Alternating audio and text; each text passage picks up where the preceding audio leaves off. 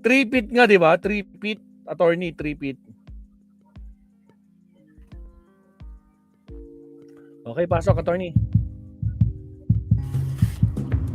Wala nang maraming paligoy-ligoy pa.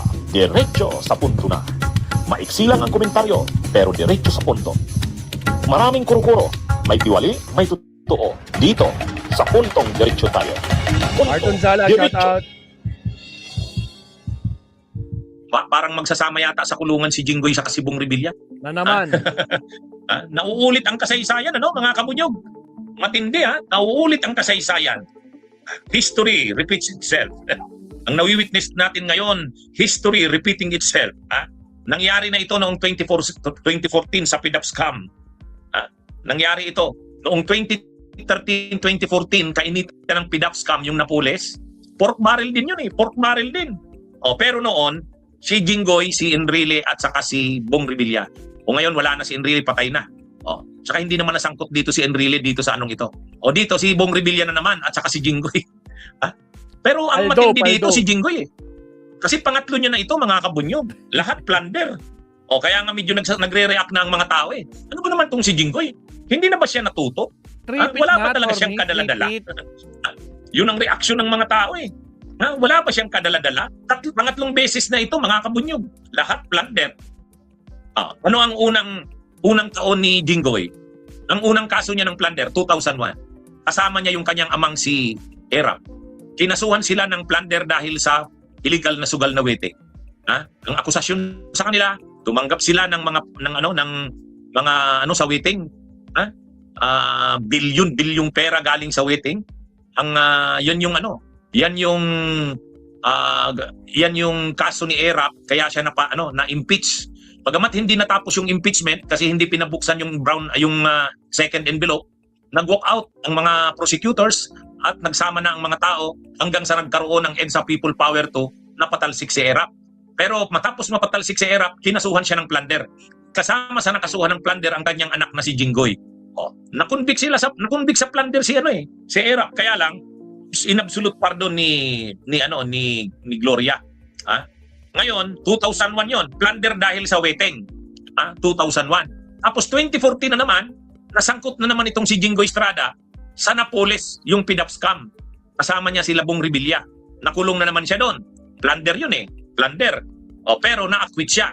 Na-acquit siya sa plunder. Na-convict siya sa graft ba yun?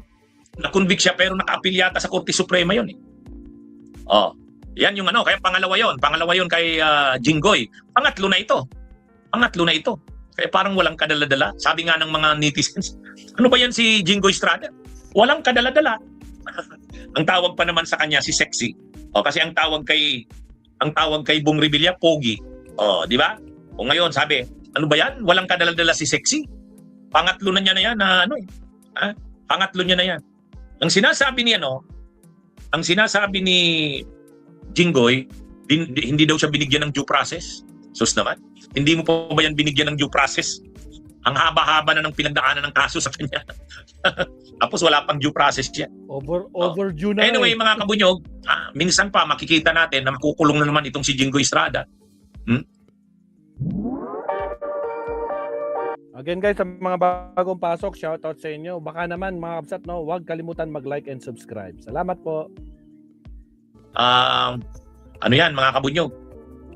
Ang nagligtas sa kanya noong 2016 si and then in 2014, yung kaso niyang plunder dahil sa Napoles, PDAP scam, ang nagligtas sa kanya si Duterte, si Digong Nung naging presidente si Duterte, 2016, ayun, na-acquit na si Gloria. Na-acquit si Gloria. Na-acquit din si Bong Revilla. Na-acquit din si Jinggoy Estrada. Di ba? Talagang ang nagligtas sa kanila si Digong. Kaya hindi sila basta-basta kakalas sa Duterte. Itong si Jinggoy, hindi. Ang loyalty niyan Duterte kasi dahil kay Digong na-acquit siya doon sa kaso niyang plunder.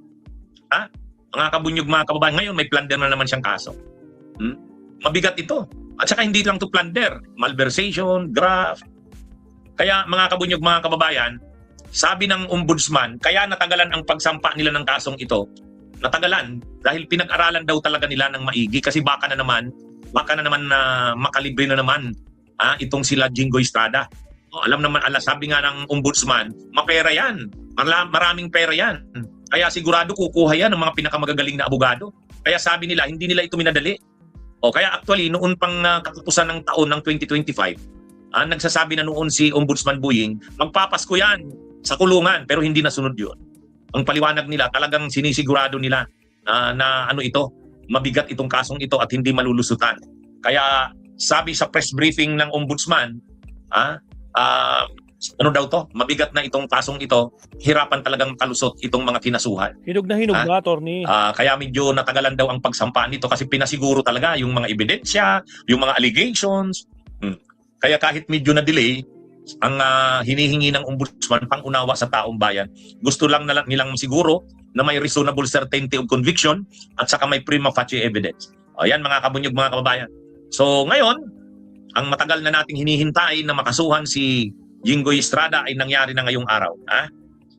Nangyari na ngayong araw. Kaya ang kasong ito ni Jinggoy ay ano rin ito? Tungkol ito sa mga insertions. Tungkol na naman ito sa mga insertions. Ang mga testigo dito ay yung mga officials mismo ng DPWH.